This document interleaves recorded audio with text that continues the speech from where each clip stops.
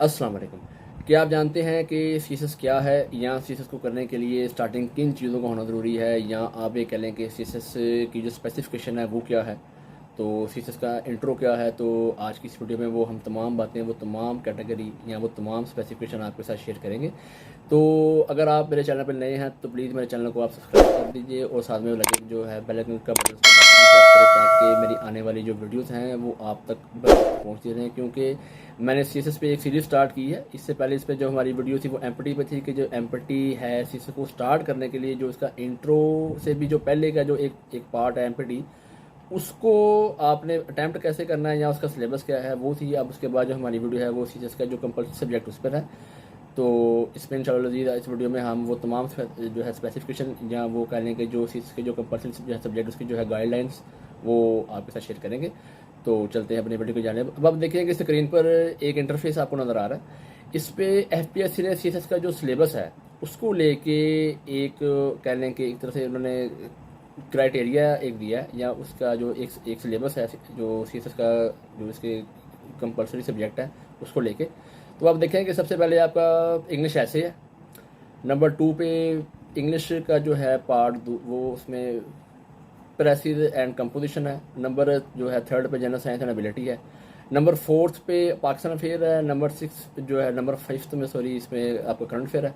और नंबर 6 पे आपका जो पार्ट है वो है इस्लामिक स्टडीज़ का या एथिक्स का, कि जो मुस्लिम कैंडिडेट हैं वो इस्लामिक स्टडीज़ को स्टडीज़ करेंगे और जो नॉन मुस्लिम है वो एथिक्स या सिविक्स या एक शहरियत होती है उसको कवर करेंगे। तो ये तो थे इसके सीएसएस के जो कंपल्सरी सब्जेक्ट हैं 6 वो। तो अब देख लेते हैं कि इनके मार्क्स कितने हैं। तो जो इंग्लिश ऐसे है वो 100 मार्क्स का आपका, और फिर उसके बाद जो इंग्लिश आपकी है ग्रामर एंड कंपोजिशन कह लें एक तरह से, वो 100 मार्क्स की है। फिर नंबर 3 पे जनरल साइंस एंड एबिलिटी है वो 100 मार्क्स की है। फिर पाकिस्तान अफेयर है वो 100 मार्क्स का है। फिर करंट अफेयर है वो 100 मार्क्स का है। फिर जो इस्लामिक स्टडीज़ है या एथिक्स है वो 100 मार्क्स की है। तो ये अगर आप इसे टोटल कैलकुलेट करें तो सीएसएस का जो कंपलसरी सब्जेक्ट है उसके टोटल मार्क्स बनते हैं 600। तो इसमें ऑप्शन नहीं है, आप कोई भी सब्जेक्ट स्किप नहीं कर सकते। अक्सर कैंडिडेट्स को स्टार्टिंग में इस चीज़ को लेकर थोड़ा सा मसला परेशानियाँ आती है। उनको लगता है कि शायद इसमें थोड़ी बहुत कुछ चेंजिंग है या इसमें कुछ अडेंडम या कुछ भी ऐसा कोई भी चीज़ ऐड कर सकते हैं खुद से, लेकिन ऐसा कुछ नहीं है। सीएसएस का जो कंपलसरी सब्जेक्ट है उसमें 6 है आपके, वो आपने 6 के 6 ही अटैम्प्ट करने हैं। 100 मार्क्स ईच आपका सब्जेक्ट है। तो इसमें एक और भी स्टूडेंट्स को कन्फ्यूजन होती है कि उनको लगता है कि शायद ये हम उर्दू में भी अटैम्प्ट कर सकते हैं। तो ऐसी ऑप्शन नहीं है सिवाय इस्लामिक स्टडीज़ के। इन 6 में से जो नंबर 6 पे आपका इस्लामिक स्टडीज़ है सिर्फ उसमें ऑप्शन है, उसमें आप उसको अटैम्प्ट कर सकते हैं। जो यानी कि जो मुस्लिम है वो इस्लामिक स्टडीज़ को स्टडी करेंगे और जो नॉन मुस्लिम है वो एथिक्स को। कि इस्लामियात के अंदर ऑप्शन है, चाहे आप उर्दू में अटैम्प्ट करें चाहे आप इंग्लिश में अटैम्प्ट करें। तो ये चीज़ आप अपने ध्यान में रखें कि सीएसएस के अंदर जो आपके कंपलसरी हैं वो 6 है, मैंने पहले भी बताया आपको। लेकिन जो उर्दू की अटैम्प्टेशन है वो सिर्फ जो चॉइस है सिर्फ और सिर्फ वो इस्लामिक स्टडीज़ में है, या जो एथिक्स है उसमें है कि जो नॉन मुस्लिम है वो एथिक्स को स्टडी कर लेंगे, जो मुस्लिम है वो इस्लामिक स्टडीज़ को। तो सिर्फ इसमें ऑप्शन है। तो अब बात कर लेते हैं इसका स्टैंड बाय क्या है। अक्सर कैंडिडेट्स को क्योंकि वो सीएसएस को स्टार्ट करते हैं तो उसको स्टैंड बाय का ही नहीं मालूम होता कि इसका स्टैंड बाय क्या है। तो सी से बनता यानी कि जो इसका वर्ड है सीएसएस का वो बड़ा है। इसमें आपके टोटल वर्ड जो जहाँ आप करेंगे स्पेल वो 3 है, CSS। तो सी से बनता है सेंट्रल, एस से बनता है सुपीरियर, और बाकी जो आपका 3rd पे सब्जेक्ट जो आपका वर्ड है स्पेल एस उनसे बनता है सर्वस, यानी कि ये बनता है जो है सेंट्रल सुपीरियर सर्वस। तो ये तो इसका स्टैंड बाय है, जहाँ आप कह लें कि ये इसका इंट्रो है। तो इसको करने के लिए कम से कम बैचलर का होना लाजमी है। आपके पास बैचलर होगा तो ही आप इसको अटैम्प्ट कर सकते हैं या इसमें आप एडमिशन ले सकते हैं। तो अक्सर स्टूडेंट्स यहाँ पे भी कंफ्यूज होते हैं कि वो उनको इंटर के बाद या एफए के बाद, या अक्सर स्टूडेंट्स उनको ऐसा लग रहा होता है कि शायद उनको सीएसएस करने के लिए पहले मास्टर्स करना पड़ेगा या पहले कोई डिग्री जो है वो लेनी पड़ेगी। तो जो जो आप कह लें कि जो स्टार्टिंग जो है डिग्री वो बैचलर है, कि बीए का होना मस्ट है। बीए से कम वाले जो स्टूडेंट हैं वो अब इसके लिए अप्लाई नहीं कर सकते। ये आप बात ये नहीं कर लें, क्योंकि अक्सर स्टूडेंट्स को यहाँ पे भी जो होती है कन्फ्यूजन होती है कि अगर जो कोई उनको बताता है कि मैंने सीएसएस को स्टार्ट किया है जब मैं कर रहा हूँ, तो वो भी बस उस तरफ चल पड़ते हैं। वो भी उनकी बात ठीक है, कि जो है फ्यूचर हर एक को अपना अजीज़ है, तो लेकिन ये कि जब आपने उसको स्टार्ट करना है तो जो उसके मतलब थोड़ी बहुत स्पेसिफिकेशन है वो आपको मालूम हो तो वो आपके लिए बहुत ज़्यादा अच्छा है। तो आपने जब भी सीएसएस को स्टार्ट करना है उसके है मतलब तमाम इन्फॉर्मेशन आपने ले लेनी है कि सीएसएस को करने के लिए पहले एज लिमिट आपकी कितनी होनी चाहिए, आपके पास जो डिग्रीज़ हैं वो क्या रिक्वायरमेंट उनकी है, तो उसका स्टार्ट में उसका जो है कैसा होगा, उसमें सब्जेक्ट कौन से चूज़ करने हैं। तो ये बातें आपके लिए बहुत फ़ायदेमंद साबित होगी कि अगर स्टार्ट में सारी इन्फॉर्मेशन आपके पास है, क्योंकि इन्फॉर्मेशन होगी तो ही आपके लिए जो है फ्यूचर में इसको लेके चलना आसान होगा। तो मैंने बताया कि जैसे कि आपके पास कम से कम बैचलर का होना लाजमी है, उसके बगैर आपका सीएसएस में एडमिशन नहीं जाएगा।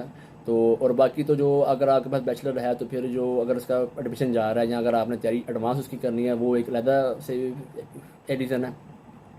तो आप देख लें कि जो सीएसएस के जो कंपलसरी सब्जेक्ट हैं वो मैंने आपको बताया कि इसमें 6 मार्क जो आपके जो टोटल सब्जेक्ट हैं 100 ईच, इसमें आपका जो उसके मार्क्स हैं टोटल मार्क्स आपके 600 हैं।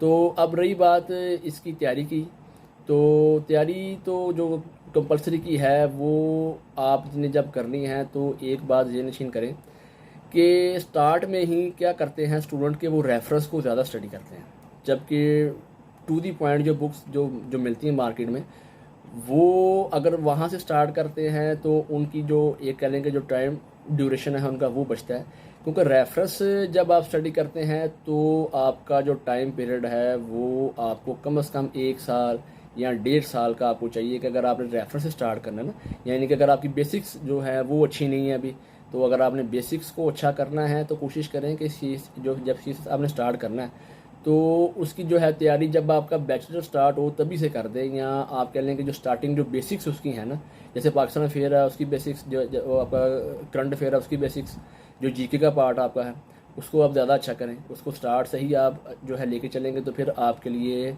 जब आप इसको स्टार्ट करेंगे या कहने कि जब आप इसकी प्रॉपर बुक्स को परचेज़ करेंगे तब आपके लिए ज़्यादा आसानी होगी, क्योंकि जो मार्केट में टू दी पॉइंट बुक्स मिलती हैं उनको अगर आप स्टडी करते हैं तो वो क्या होता है कि आपका 80% या 60%, जैसे कि सपोज अब आपका एक जनरल साइंस एंड एबिलिटी है, तो अगर आप इसका रेफरेंस लेते हैं तो रेफरेंस में तो बुक्स काफ़ी ज़्यादा आ जाएंगी, तो आपने ज़रूरी तो नहीं है कि सिर्फ एक ही सब्जेक्ट को टाइम देना है, बाकी भी तो हैं, बाकी भी जो है आपके जो है 5 कंपलसरी है, फिर जब आप ऑप्शनल की तरफ जाएंगे तो वो भी आपके साथ चलेंगे। तो आपने करना क्या है, आपने टू दी पॉइंट को पहले आपने देख लेना, एक पहले जो भी आपके पास नोट्स हैं या बुक्स हैं, तो अगर आपके पास टू दी पॉइंट मटेरियल मौजूद है तो उसको स्टडी करने का एक फ़ायदा आपको ये होगा कि जहाँ आपने 100 मार्क्स का जो है सब्जेक्ट कवर करना है वो उसे रेफरेंस है, तो अगर आप टू दी पॉइंट को ले लेते हैं तो उसमें आपका 100 में से आप कह लेंगे 80% या आपका 70% या 60% तो उसमें कवर होता ही है, तो बाकी जो 40% है उसके लिए आप जो है फिर आप जो है रेफरेंस चूज़ करें, क्योंकि अगर आप पहले रेफरेंस ले लेंगे टू दी पॉइंट बाद में लेंगे तो ये एक जो है इजी वे नहीं है, या कह लें कि एक जो है ना राइट वे नहीं है, क्योंकि अगर आप पहले इसका रेफरेंस पढ़ते हैं वो उस सेंस में पढ़ेंगे जब आपकी बेसिक अच्छी नहीं है, लेकिन जब आपने बेसिक को अच्छा कर लिया है फिर टू दी पॉइंट की तरफ आप जाएं, अपना टाइम लिमिट को आप जो है सेव करें, क्योंकि टाइम लिमिट जितना आप सेव करेंगे उतना ये होगा कि आपके जो बाकी सब्जेक्ट जो वीक हैं उनको आप टाइम ज़्यादा आप दे सकेंगे। तो कोशिश करें कि पहले आप टू दी पॉइंट को आप स्टडी करें, फिर रेफरेंस की तरफ बाद में जाएं जब आपको लगे कि मुझे अब रेफरेंस की ज़रूरत है, या जो मेरा अगर 100 मार्क्स का जो सब्जेक्ट है कंपलसरी का, जैसे जनरल साइंस एंड एबिलिटी है, पाकिस्तान अफेयर है, करंट अफेयर है, तो वो कवर नहीं हो रहा, तो फिर आप उस तरफ चलेंगे तो वो एक इजी वे है, वो एक कह लेंगे एक आसान तरीका है, उसमें आपकी तैयारी भी अच्छी होगी और आप जो है ना कम टाइम में अच्छी तैयारी आप कर सकते हैं। तो जी तो दोस्तों ये थी आज की हमारी वीडियो कि सीएसएस का इंट्रो बेसिकली क्या है और इसकी स्पेसिफिकेशन क्या है, या कंपलसरी के सब्जेक्ट कितने हैं, या आप कह लें कि इसके मार्क्स कितने हैं। तो इंशाल्लाह अज़ीज़ बाकी जो आने वाली हमारी जो है वीडियोज़ हैं वो जो इसके बाकी सब्जेक्ट हैं या जो बाकी जो है ग्रुप्स उस पर होगी। तो मेरी वीडियो अगर आपको अच्छी लगी हो तो मेरी वीडियो को आप लाइक कर दें और मेरी वीडियो उन स्टूडेंट्स का लाजमी शेयर करें जो तो सीएसएस को लेकर भी या तो स्टार्ट करने वाले हैं या जिनको अभी इनकी बेसिक या इंट्रो नहीं मालूम, तो उनके साथ मेरी वीडियो को आप लाजमी शेयर करें। और तब तक के लिए अल्लाह हाफिज़।